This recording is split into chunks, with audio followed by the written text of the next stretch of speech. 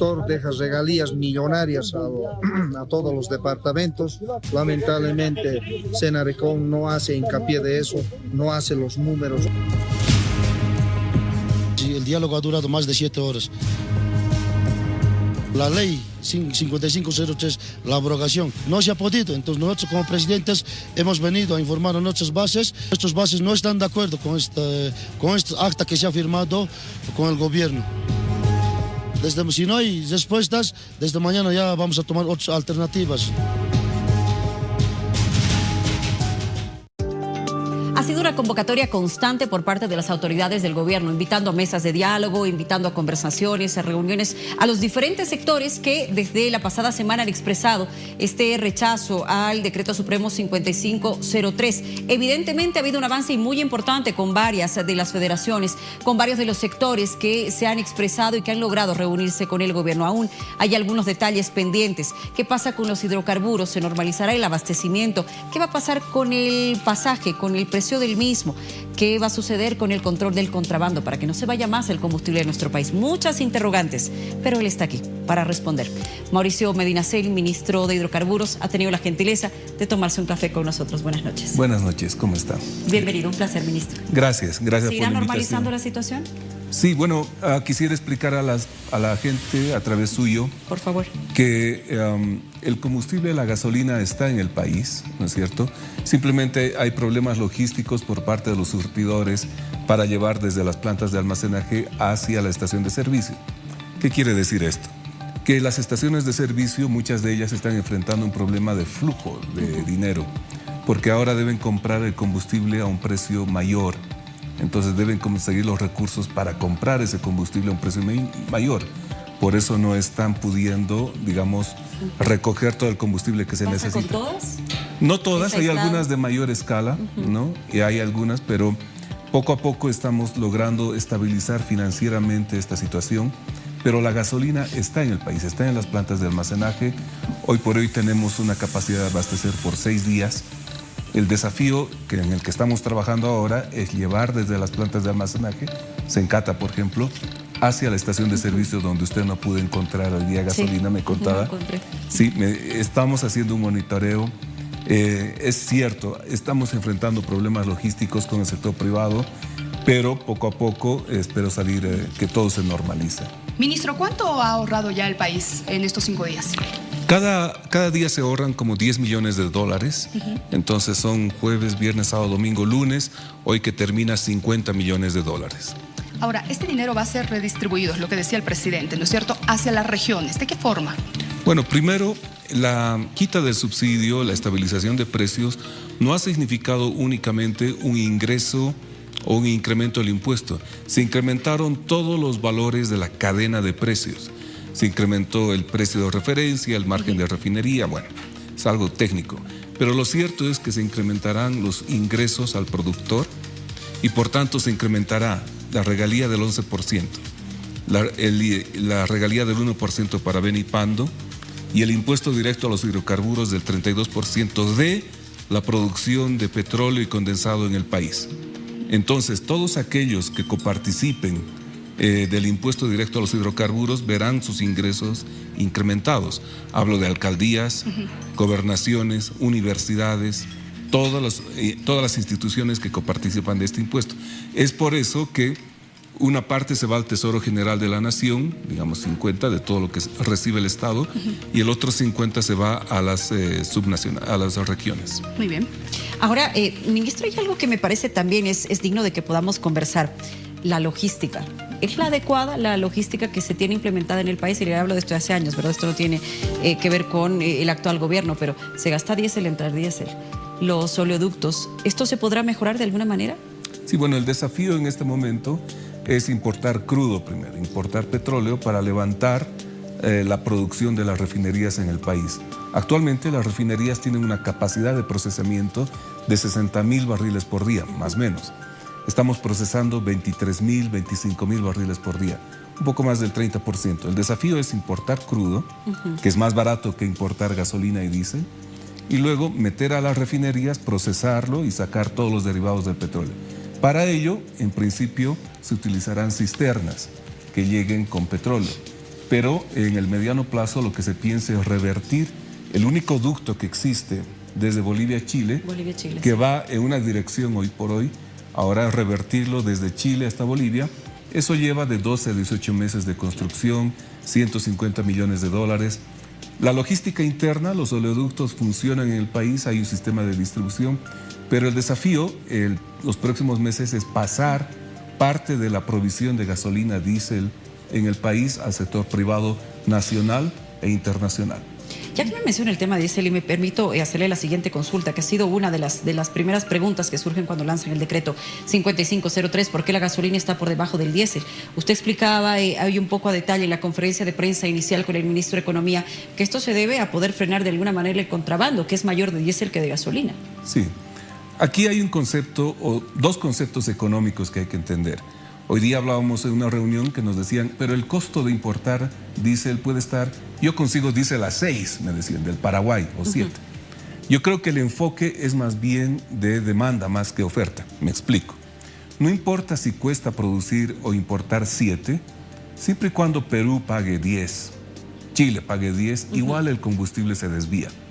Entonces, en el caso del diésel, donde casi gran parte del consumo es importado, es necesario que el precio nacional esté muy cercano al precio internacional para que no se desvíe. Vamos a poner un ejemplo para que las personas me entiendan. En el pasado podían vender al Perú a 10 y compraban en Bolivia 3, 7, digamos 4. Ganaban 6 bolivianos por cada litro. Estamos hablando que en una cisterna la ganancia era de 200.000 bolivianos. Solo en una cisterna, solo en un viaje de un día. Entonces, esos 200.000 bolivianos daban para sobornar a cualquiera que uno se ponga al frente. Por tanto, la solución no era mayor control, la solución no era poner tecnología de nanobots que me dijeron en la gasolina, diésel, no era poner pintura, no era sacar al ejército, a la policía. La solución era económica. Y es por eso que el diésel está muy cercano a su oportunidad internacional. Ahora, ministro, a propósito de lo que usted menciona, ¿qué reportes ya tienen en las fronteras sobre el tema del contrabando? Me imagino que en estos 5 días ya hay. Es muy interesante, la demanda de diésel ha caído en 30%, que eran nuestras estimaciones sobre el desvío de diésel, sobre todo hacia otros países. Hago un seguimiento diario sobre esto y es 30%. La gasolina sigue, digamos, al 100%. Y aquí quiero mencionar a las personas que la demanda de gasolina estos días está mayor por las fiestas. Ahora va a subir porque por este feriado mucha gente va a cargar y va a salir al interior del país. Pero lo interesante es que en el diésel cayó al 30%, lo que quiere decir que el mercado está funcionando. Y hay muchos TikToks donde le invito a la gente que ve estos TikToks de Pando, TikToks de Potosí, donde las estaciones de servicio de diésel están vacías y las personas dicen, bueno, de un momento al otro ya no están cargando para llevar el diésel afuera. Claro, como contrabando. ¿Cuál es la ruta del contrabando que se ha logrado detectar? Bueno, la principal que vimos aquí en La Paz es por Desaguadero, ¿no? Habían formas inimaginables, desde activaron camiones o buses antiguos que le acoplaron más tanques de gasolina o de diésel e iban como una carga y decían, estamos cruzando la frontera. Si usted iba hacia el aeropuerto de Santa Cruz, por esa carretera que hay hacia el aeropuerto, veía muchos buses estacionados esperando cargar gasolina y diésel.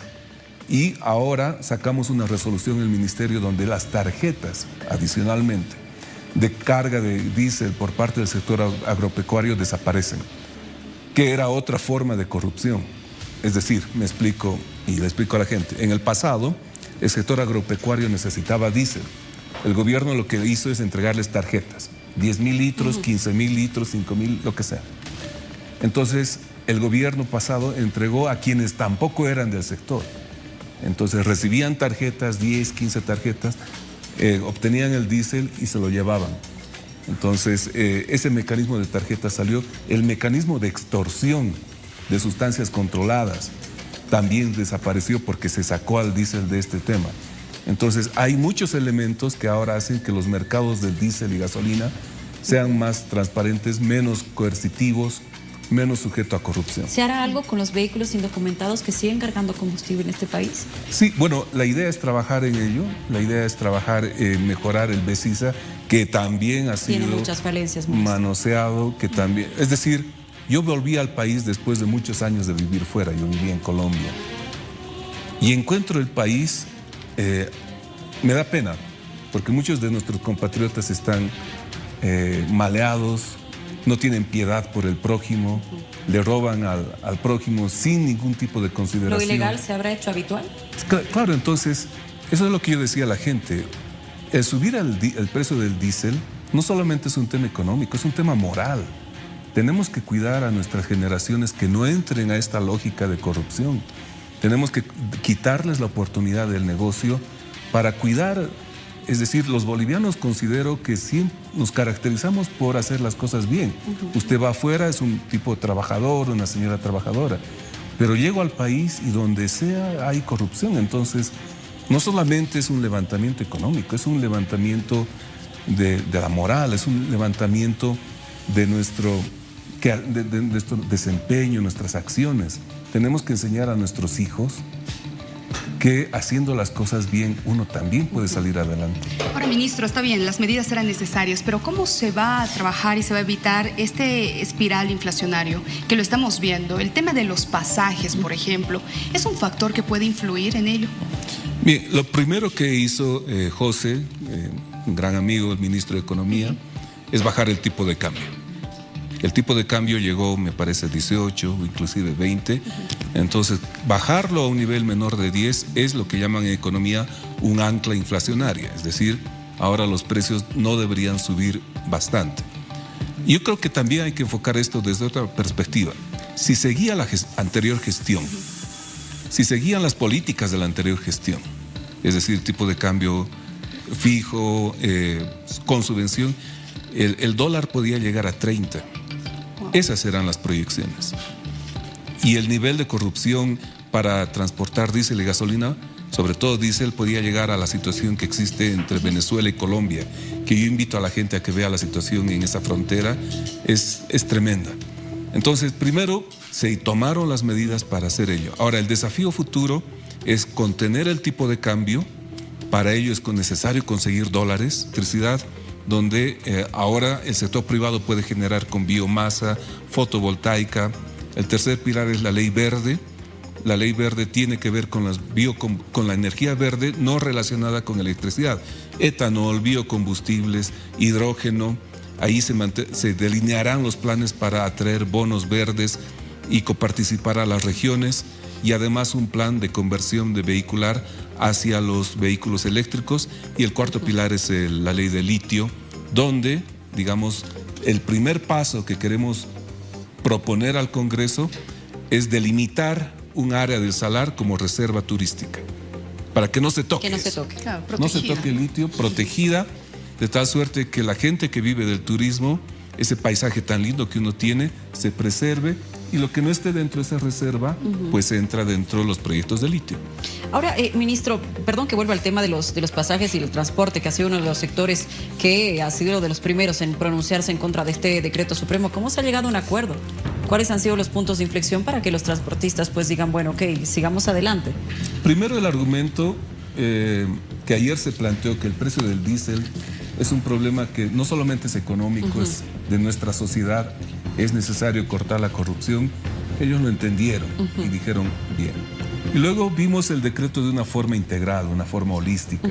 Vimos que el decreto tiene muchas posibilidades, que ellos las aprovechen. Por ejemplo, importar... Sin modificarse.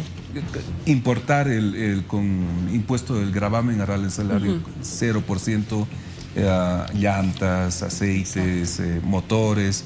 También la posibilidad de diferir el crédito.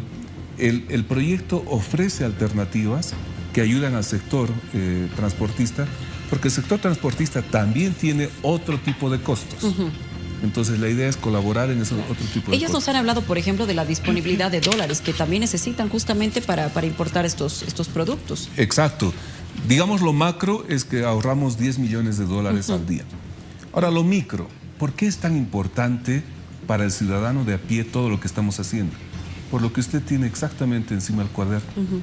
es un celular. La tecnología. Nosotros no producimos computadores, no producimos... Entonces el ciudadano de a pie necesita dólares para poder importar repuestos, vehículos, celulares. Es esa la urgencia de traer dólares a la economía. Es esa la necesidad que la persona tiene. A la persona le dice 10 millones, 1.000 millones, no le interesa. Lo que le interesa es decir que si va a la casa de cambio para viajar al Perú y traer mercadería, en la casa de cambio le digan, aquí están sus dólares, denme los bolivianos. Ahora no puede hacer eso. Ratifíqueselo a la población, ministro. Con estos acuerdos, con estas medidas, no debe subir el precio del pasaje.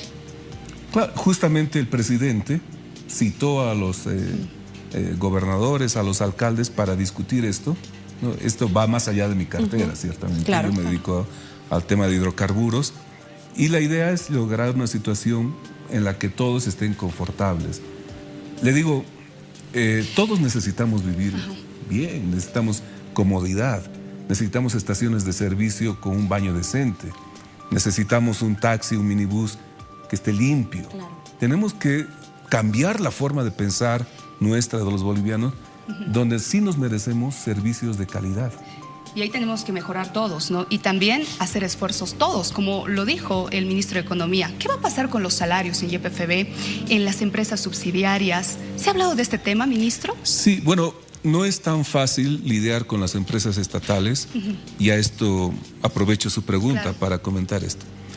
Podemos dividir las empresas estatales, por lo menos en la cartera que yo, dentro del gobierno, empresas papa frita, podríamos llamar, y yacimientos petrolíferos fiscales bolivianos.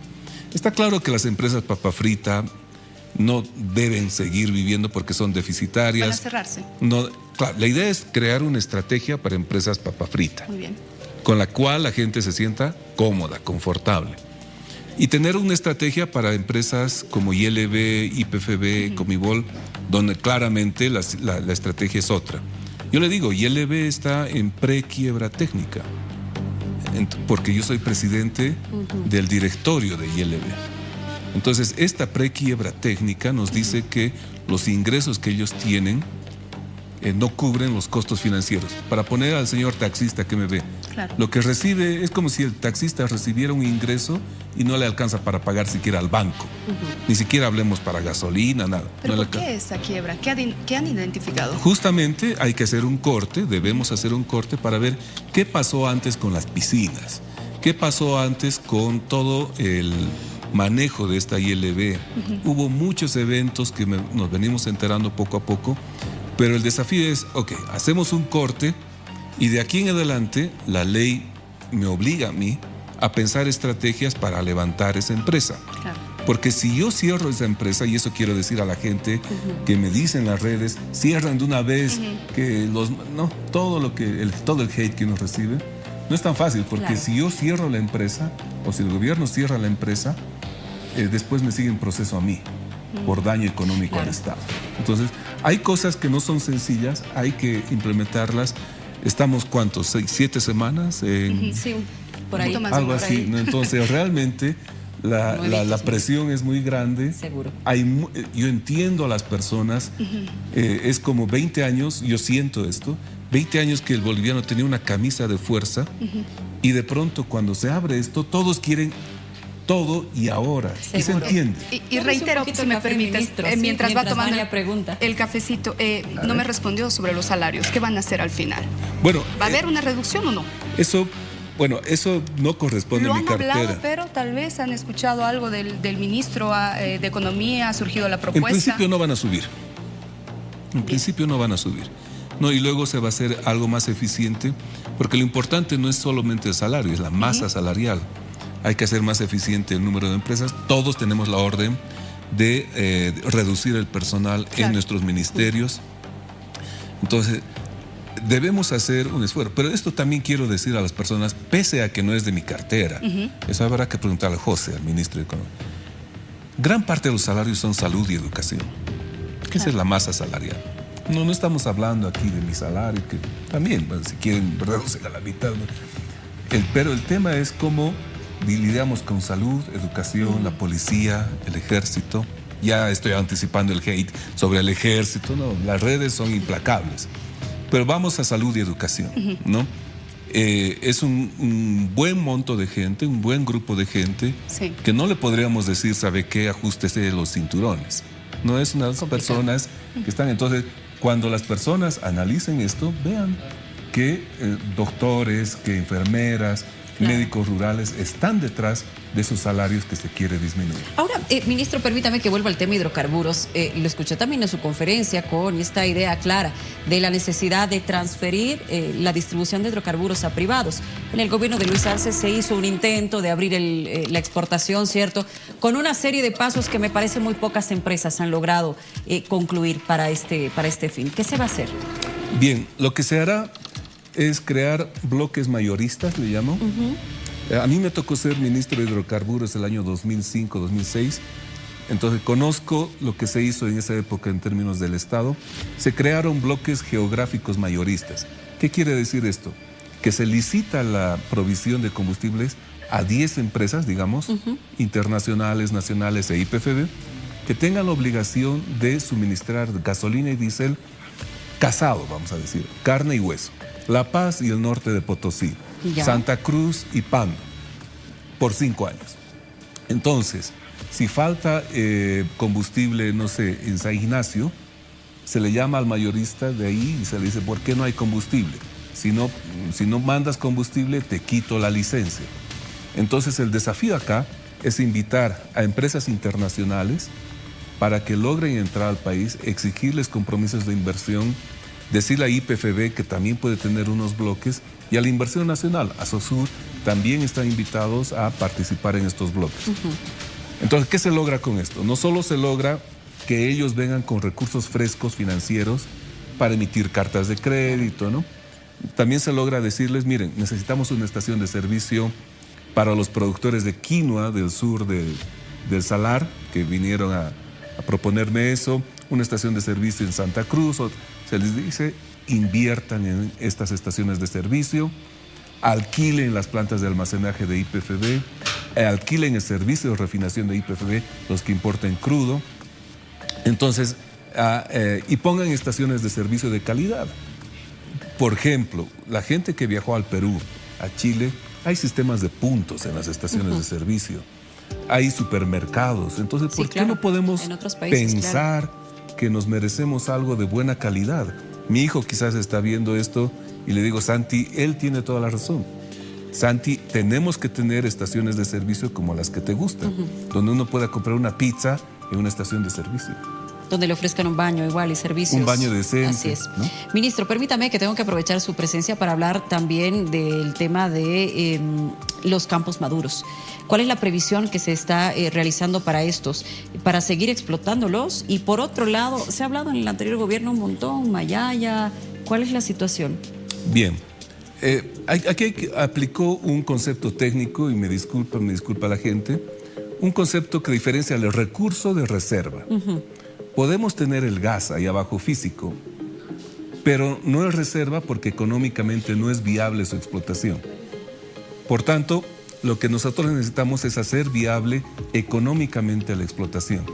Esto quiere decir tener un sistema impositivo progresivo, ajustado, como lo que yo le decía de los ternos. Sí. Entonces, en la ley de hidrocarburos proponemos un sistema impositivo distinto para campos maduros, para campos marginales. Claro. En algún sentido, lo que se quiere es raspar la olla de lo que existe ahora. Aprovechar todo. Aprovechar todo. Por eso nosotros no hablamos de transición energética, hablamos de diversificación energética.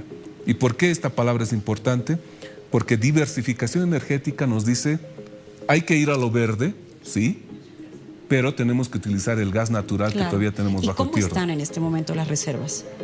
Bueno, todavía ya se lanzó la licitación, no conocemos, IPFB ya está trabajando en ello y la idea es saber cuánto tenemos de reservas. Claro. Pero como le digo, si cambiamos la ecuación económica, unos recursos se pueden convertir en reservas y poder explotar esto. ¿Por qué es importante la diversificación energética?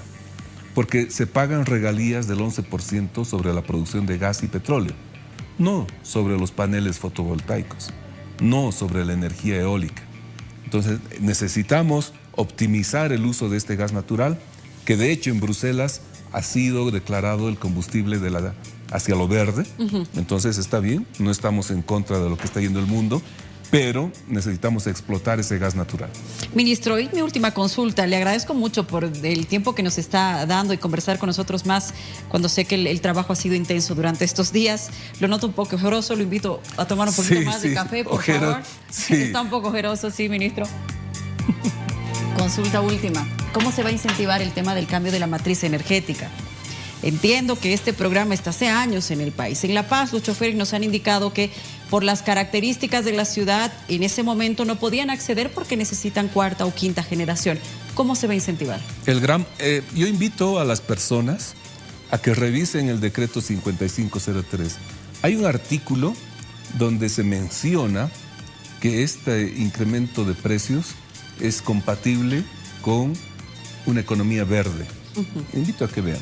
Entonces, ¿qué nos permite ese artículo? Gestionar recursos para traer dinero al país a través de estos fondos verdes que hay en el mundo. Eso estamos hablando con organismos internacionales, y eso va a potenciar el cambio de la matriz energética por una sencilla razón.